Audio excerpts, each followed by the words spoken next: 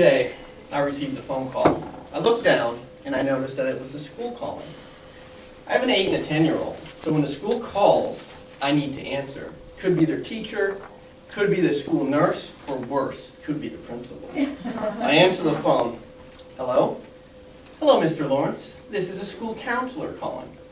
Oh, okay. Or it could be the school counselor. Yes, I respond. Mr. Lawrence, we had a bit of an issue today with Caleb at the lunchroom. Okay. Mr. Lawrence, Caleb was going around the lunchroom telling the children that in 2012, the world was going to come to an end. When one of our teachers approached him and asked him about this, he said he knew it was true because his daddy said it was. Do you happen to know anything about this, Mr. Lawrence? Well, I did. Caleb was helping me with research. Research for this very speech. You see, this speech is about the end of the world. There have been many end-of-the-world theories that have come and passed. There are many end-of-the-world theories that exist right now. Caleb and I were actually watching the movie 2012. This speech will look at some of those end-of-the-world theories, and then I will introduce you to a theory that I have adopted concerning the end of the world, the pan theory. First thing to understand about theories is that, by definition, there is no solid proof. If there were solid proof, it would be a fact. So then why are so many people interested in these end-of-the-world theories?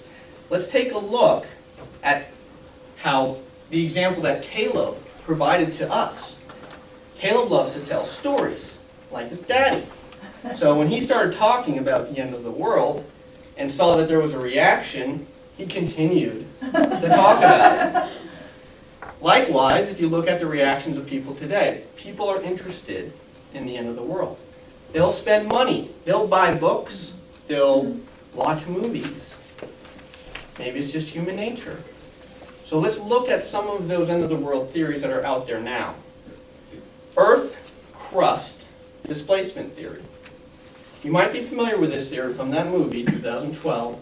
According to this theory, every 26,000 years or so, the Earth ends and begins a new cycle. And on December 21st, 2012, a new cycle will start.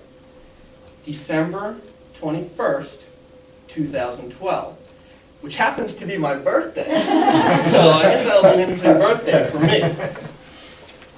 Asteroid impact theory. Some people believe this is how the dinosaurs became extinct. According to this theory, about 65 million years ago, an asteroid or asteroids smashed into our planet, causing massive devastation. If it happened before, it could happen again. And really, it's not a matter of if, but when. Will we have the technology to protect ourselves? I don't know. Speaking of technology, brings me to my next theory, nuclear destruction theory. Many of you are probably familiar with the theory of mutual assured destruction. As we continue to develop nuclear weapons, the probability that someone pushes the wrong button becomes greater and greater. It's just a matter of time before someone pushes that button, sends one of those intercontinental ballistic missiles up into the air, and the next thing we know, the nations of the world will be playing Who Sunk My Battleship with nuclear weapons, except it won't be battleships that get sunk. Superflu theory. How many people here have heard of H1N1? Do I need to say more? As you can see, there's a lot of theories out there right now. That's really just the tip of the iceberg. I could spend the entire day elaborating on those, or spend the entire day introducing a whole bunch of different theories. So what does this matter? Why do we care? We care because people react differently. Again, let's look at the reactions that Caleb got. Some of the children were just interested. Some of them were scared. A couple of the children even cried. School counselor wasn't too happy about that one. Look at today. The reactions, some people are just interested. Some people go to the extreme. A great example of that would be Heaven's Gate.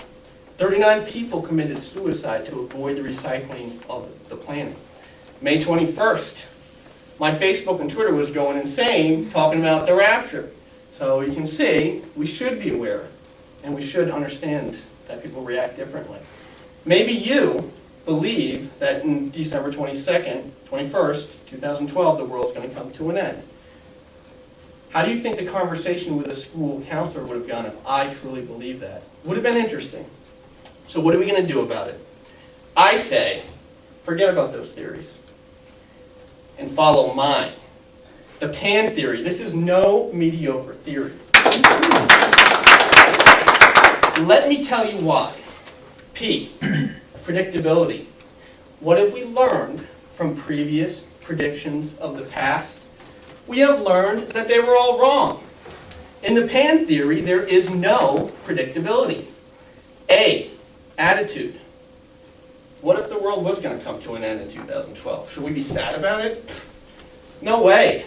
In the pan theory, your attitude stays positive, which brings me to N, negativity. In the pan theory, the glass is never half empty, but always half full. Do I have your interest piqued? Let me tell you a quote from the man who introduced this theory to me. It was my wise Uncle Mark. I asked him about his views on the end of the world, and he responded by telling me this.